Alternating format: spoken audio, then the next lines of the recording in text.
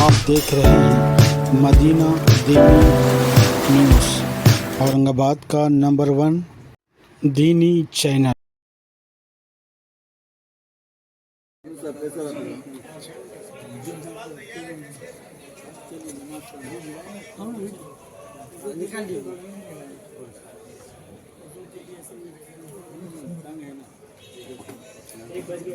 رب العالمین والصلاة والسلام علی رسول الامین الی یوم الدین، اما بعد، قال اللہ تبارک و تعالی فی القرآن المجید، اعوذ باللہ من الشیطان الرجیم، بسم اللہ الرحمن الرحیم، واعتصموا بحبل اللہ جمیعا ولا تفرقوا، صدق اللہ العظیم والمولا الکریم۔ اللہ کے نام سے جو بے انتہا مہربان اور رحم فرمانے والا ہے۔ حضرات علماء کرام، جناب صدر، معززین شہر، آپ کے علم میں یہ بات ہوگی کہ آج الحمدللہ امارت شریعہ مراٹھواڑہ یہ کانفرنس ہونے جا رہی ہے۔ اس سلسلے میں بڑی تفصیل سے آپ حضرات کے سامنے پوری باتیں آئیں گی۔ میں چاہتا ہوں کہ ابتدا میں کچھ معاملات ہیں وہ میں آپ کو بتا دوں۔ ہمارے اپنے اس شہر اورنگ آباد میں الحمدللہ ہمارے جو اکابرین گزرے ہیں، بطور خاص حضرت مولانا حافظ عبدالوحید خان نقشبندی قاسمی رحمۃ اللہ علیہ، مولانا ریاض الدین فاروقی ندوی رحمۃ اللہ علیہ، حافظ محمد حسن صاحب رحمۃ اللہ علیہ، حافظ عبدالستار صاحب رحمۃ اللہ علیہ، اور بھی ایک لمبی فہرست ہے۔ ان حضرات نے 1971 میں اس بات کی اورنگ آباد کی سرزمین پر کوشش کی اور فکر کی کہ ہمارے یہاں پر جو دینی مکاتب کا نظام چل رہا ہے وہ بے انتہا کمزور ہے۔ دینی مکاتب کے انتظام کو ہمیں بڑھانا چاہیے اور اس میں مؤثر نمائندگی ہماری ایسی ہو کہ ہماری وہ آنے والی نوجوان پیڑھی، جو ہمارے نوجوان طلبہ طالبات ہیں، ان کے اندر اسلام کی تعلیمات کو منتقل کیا جائے۔ یہ سلسلہ سٹی چوک کی مسجد کے اندر ہوا، اس میں باقاعدہ شہریان جمع ہوئے اور اس بات کا مشورہ ہوا کہ آئندہ ہم کو اس کام کو انجام دینا ہے۔ اس کے بعد 1972 میں بھی یہی ہوا، 73 میں لوگ جمع ہوئے اور لوگوں نے عمارت شریعہ کی اہمیت کو محسوس کیا، اور اس کے بعد 1974 میں جامع مسجد کے اندر پورے شہر کے ذمہ داران، علماء کرام، شہریان اور وکلا، انجینئرز، ڈاکٹرز، یہاں تک کہ پورے مراٹھواڑے سے ذمہ داران کو بلا کر کے عمارت شریعہ کے نظام پر غور کیا گیا۔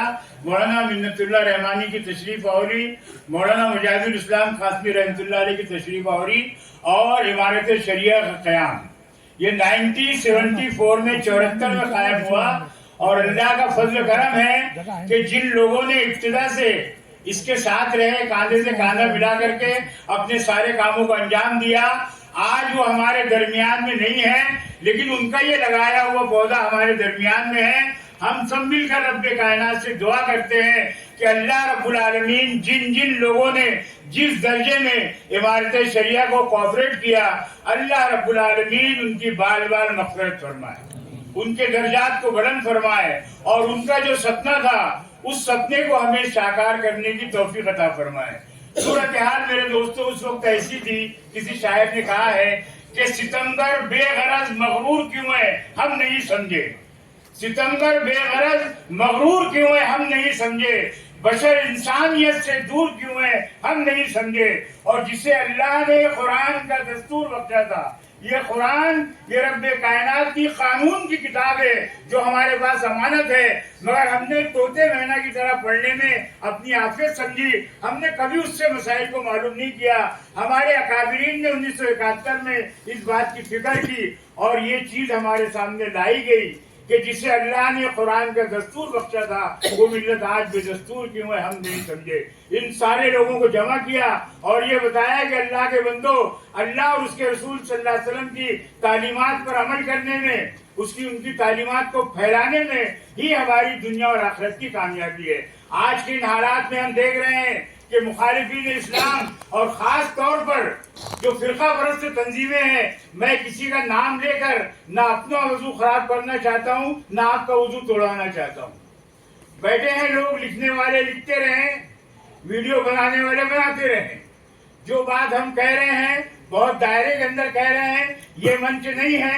آگے جب موقع آئے گا تو آپ کی کس طریقے سے ادھرنا چاہیے اس کا بھی الحمدللہ ہم کو علم ہے. ہم دیکھ رہے ہیں کہ موجودہ دور میں صرف ہندو مسلمان مسجد مندر خانقاہ عیدگاہ قبرستان اور عربی مدارس ان کی آنکھوں کے اندر کھٹک رہے ہیں. ابھی وشال گڑھ کا واقعہ اس وقت تو کولہاپور کے پاس ہوا، سارے خاموش بیٹھے ہیں، ہر آدمی سوچ رہا ہے کیا کرے. اگر ہم منظم رہیں اور اس عمارت کو مضبوط کریں تو الحمدللہ ہمارے درمیان میں امیر شریعت مریٹھواڑا ہے، ان کی پوری ٹیم ہے، اور سارے شہریان کا، سارے علماء کرام کا اور ائمہ مساجد کا ہم کو تعاون حاصل ہے. ہم بر وقت اس کا، میرا مقصد یہ نہیں ہے کہ ہم باہر نکل جائیں، سڑکوں پر نکلیں اور سرکاری املاک کو نقصان پہنچائے.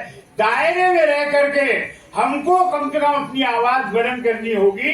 برے کو برا کہنا ہوگا. جو برا ہو رہا ہے خاموشی سے ہم کو اس کو برداشت کرنا نہیں ہوگا.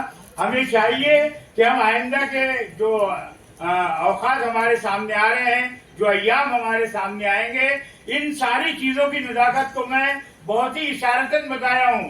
ساری تفصیلات آپ کے سامنے ہے. نکاح ہے، طلاق ہے، وراثت ہے، خلا ہے، یہ سارے معاملات پر چل رہا ہے. اور عجیب صورتحال ہے ہمارے ملک کی کہ ایسے لوگ عورتوں کی فکر کر رہے ہیں جن کی اپنی عورتوں کا پتہ ہی نہیں ہے. وہ فکر کر رہے ہیں، منگل سوتر کا فکر کر رہے ہیں. ارے تمہارا اپنا کہاں پر ہے؟ وہ تو لاؤ پہلے اس کو سنبھالو. اس کو سنبھالے نہیں، اس کی کائے کو فکر کر رہے ہیں. اور ملت اسلامیہ کا معاملہ یہ ہے کہ ہم تو رب کائنات کی ذات پر پورا یقین رکھتے ہیں کہ جو ہوگا رب کائنات کی ذات کرنے والی ہے، ہم کو ہر حال میں منظور ہے. رب کائنات ہی کر سکتے ہیں، کوئی ہمارا بال بھی باقا نہیں کر سکتا. بولیے زور سے، کوئی نہیں کر سکتا.